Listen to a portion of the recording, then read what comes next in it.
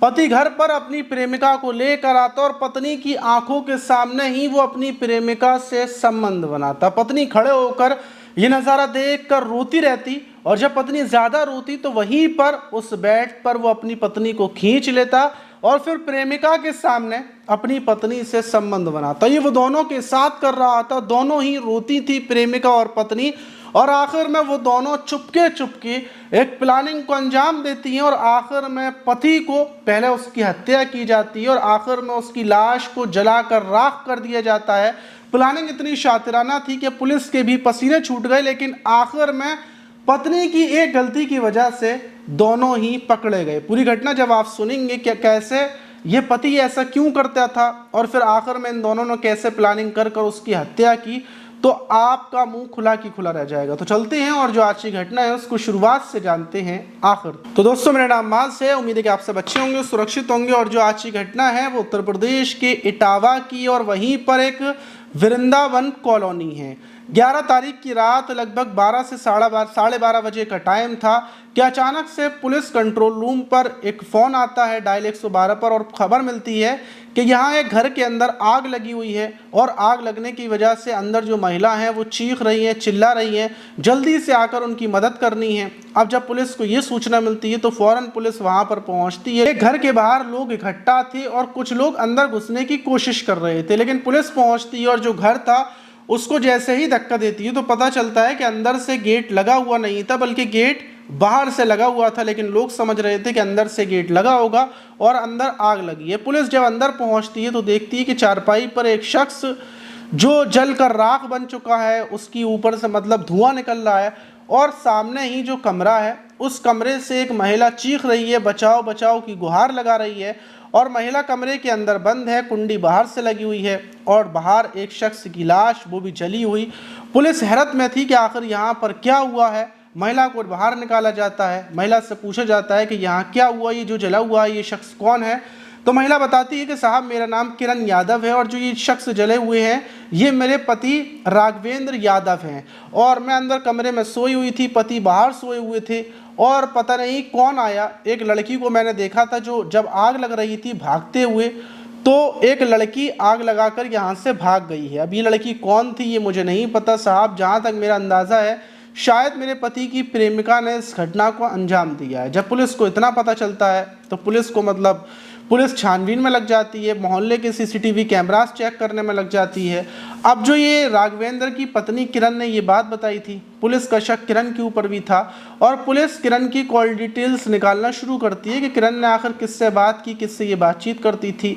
और जब पुलिस ये पता करती है तो पता चलता है कि किरण ने एक नंबर पर बहुत बार कॉल की थी और वो जो नंबर है वो वर्षा नाम की लड़की का है। अब ये वर्षा नाम की लड़की कौन है ये पुलिस के लिए सवाल था। पुलिस वर्षा के बारे में किरण से पता करती है तो किरण बोलती है कि साहब ये लड़की वो है कि जो हमारा दूसरा वाला मकान है वहाँ पर ये किराए पर रहती है।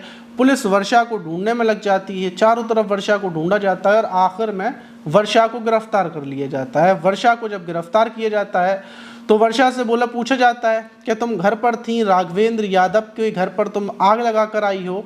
उसकी पत्नी ने बयान दिए हैं कि तुम्ही ने आग लगाई है और तुम आग लगाकर फरार हो गई हो। जब वर्षा ये सुनती है तो बोलती है कि साहब मैंने अकेले आग नहीं लगाई, बल्कि उसकी पत्नी ने मेरा साथ दिया था और हम लोगों ने मिलकर ही जो राघवेंद्र था उसकी हत्या की और उसके बाद हमने उसकी लाश को जलाया। अब पुलिस वर्षा से पूछती है कि तुमने आखिर क्यों साथ दिया, तो बताती है कि साहब मैं राघवेंद्र की प्रेमिका थी और मैं परेशान हो चुकी थी और जो किरण उसकी पत्नी है वो भी परेशान हो चुकी थी। हम लोगों ने मिलकर राघवेंद्र की हत्या की। अब पुलिस ने किरण यादव को गिरफ्तार कर लिया था।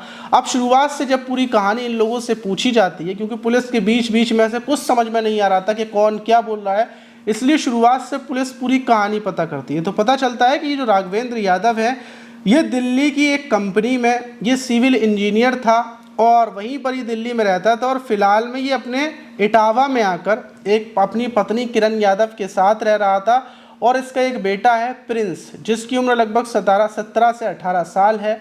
और यहाँ पर राघवेंद्र ने अपने घर पर वो रहता था और उसने एक घर और बनवाया था और उस घर में इसने किराएदार बसाने की सोची थी। और कुछ महीनों पहले ही एक लड़की आती है जिसका नाम वर्षा था, उसको अकेले किराए पर एक कमरा चाहिए था, तो राघवेंद्र उसको किराए पर कमरा दे देता है। वहीं राघवेंद्र की उम्र लगभग 45 से 48 साल थी। इतनी उम्र होने के बाद वो वर्षा के मतलब जो किराए का कमरा था वहाँ पर जाता था, बातचीत करता था और वर्षा से वो करीबियाँ कर लेता है। वर्षा से वो किराया नहीं लेता था, उसको पैसे उल्टे देता था और इन्हीं सब चीज़ों के चक्कर में वर्षा के राघवेंद्र के साथ अवैध संबंध हो जाते हैं। अवैध संबंध होने के बाद ये लोग शारीरिक संबंध बनाते हैं और राघवेंद्र वर्षा के साथ संबंध बनाता हुआ वीडियो बना लेता है। ये अपने फ़ोन में वीडियो को रख लेता है। अब जब ज़्यादा संबंध बनते हैं तो ये खबर जो राघवेंद्र की पत्नी थी किरण को पता चल जाती है। किरण को जब ये पता चलता है कि राघवेंद्र और किराएदारनी लड़की है जो वर्षा, उसके साथ संबंध चल रहे हैं, तो वो इसका विरोध करती है और आकर वर्षा से ये बोलती है कि आज के बाद तो मेरे पति से बातचीत नहीं करोगी। वर्षा बोलती है कि ठीक है, मैं बातचीत नहीं करूँगी, मैं कमरा खाली कर कर चली जाऊँगी। लेकिन जब वर्षा राघवेंद्र से बातचीत करना बंद करती है, कमरे खाली की बात बोलती है, तो राघवेंद्र उसको वीडियो दिखाता है और बोलता है कि ये वीडियोज़ मेरे फ़ोन में है, अगर तुमने यहाँ से जाने के बारे में सोचा तो इस वीडियोज़ को मैं वायरल कर दूंगा, मुझे किसी बात का डर नहीं है। और राघवेंद्र अपना नंग बना उसको दिखा देता है वर्षा को। वर्षा डर जाती है, घबरा जाती है, वो सोचती है कि वो क्या करे और मजबूरी में वो जैसा राघवेंद्र उससे बोलता वो उसको करना पड़ता। शारीरिक संबंध बिना वजह ज़बरदस्ती उसको बनाने पड़ते थे। वो ब्लैकमेल हो रही थी और अब राघवेंद्र, क्योंकि उसने अपनी पत्नी को ही बोल दिया था कि अगर तू ज़्यादा नाटक करेगी तो मैं तुझे तलाक दे दूंगा, बिल्कुल अलग कर दूंगा, तो पत्नी दूसरी तरफ टेंशन में थी। और अब आकर ये जो राघवेंद्र था ये घर पर ही, बल्कि ये वर्षा के कमरे पर नहीं जाता था, वहाँ पर एसी नहीं था, तो इसलिए ये वर्षा को अपने ही घर पर बुलाता था और पत्नी अपनी आंखों से देखती थी वर्षा को। ये घर पर बुलाता था, जब पत्नी इसका विरोध करती थी तो गुस्से में आकर पत्नी को कमरे में ले जाता और वर्षा के साथ पत्नी की आंखों के सामने ही संबंध बनाता था। ये सिलसिला बराबर चल रहा था। पत्नी रोती थी, दूसरी तरफ वर्षा भी रोती थी, दोनों ही बड़े परेशान थे। और एक दिन होता ये है कि ये किरण है, ये वर्षा से बातचीत करती है। वर्षा इसको बताती है क्या आपका पति मुझे ब्लैकमेल करता है, मुझे कोई शौक़ नहीं है उसके साथ संबंध बनाने का, मैं तो उसको छोड़ना चाहती हूँ, मैं फंस चुकी हूँ, मेरे वीडियोस उसके पास हैं, मैं क्या करूँ। जब ये बात किरण को वर्षा बताती है तो किरण बोलती है मैं भी परेशान हूँ, अगर मैं विरोध करूँगी तो मुझे वो तलाक दे देगा, मैं तो सड़क पर आ जाऊँगी। ऐसे कर कर जब दोनों बातचीत होती है तो दोनों ही बोलती हैं कि हमारे पास एक ही रास्ता है कि राघवेंद्र को रास्ते से हटा दिया जाए। दोनों की ये प्लानिंग होती है। और ये जो वर्षा थी ये क्योंकि नींद की गोलियां खाती थी तो ये बताती है कि नींद की गोलियां मैं आपको ला कर दे दूँगी, उसको आपको खाने में मिलाना है, ऐसी बात होती है। और रात के टाइम ये जो किरण थी ये खीर बनाती है और खीर में ढेर सारी ये नींद की गोलियां डाल देती है। और जब वो खीर ये खाता है राघवेंद्र तो खाने के बाद ये बेहोश हो जाता है। फिर ये किरण वर्षा को फ़ोन कर कर बुला लेती है, वर्षा आ जाती है, रात के टाइम की बात है। और उसके बाद किरण अंदर से मूसल निकाल कर लाती है जिससे ये मसाले वगैरह पीसती थी और उसको अपने पति राघवेंद्र के सर पर ताबड़तोड़ हमले कर कर उसकी हत्या कर देती है। हत्या होने के बाद फिर ये दूसरा तरीका इन लोगों ने जो सोचा था, इन लोगों ने पेट्रोल पहले से ला कर रख दिया था।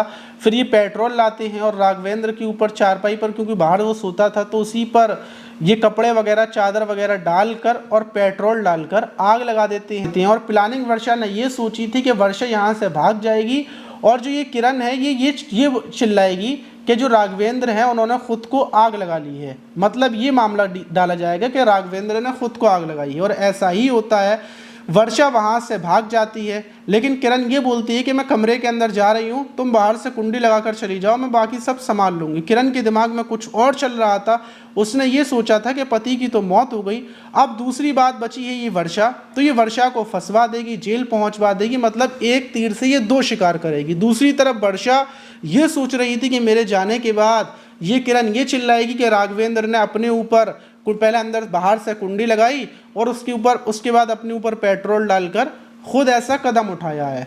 लेकिन वर्षा के भागने के बाद उसने पुलिस को ये कहानी बताई कि एक लड़की थी, उसी ने मेरे पति को आग लगाई है।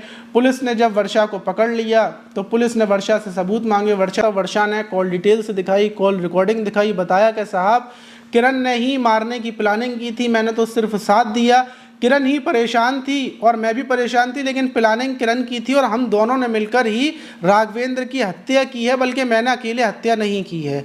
किरण वर्षा को फंसाना चाहती थी, इस फंसाने के चक्कर में किरण भी पकड़ी गई, वर्षा भी पकड़ी गई, पुलिस ने दोनों को उठाकर जेल भेज दिया। वहीं इस घटना के खुलासे के बाद हर कोई हैरान है क्या कोई शख्स ऐसी हरकत भी कर सकता है कि जवान प्रेमिका बनाने के बाद अपनी पत्नी को दिखा दिखाकर संबंध बनाता था। इस घटना के बाद हर कोई हैरान है।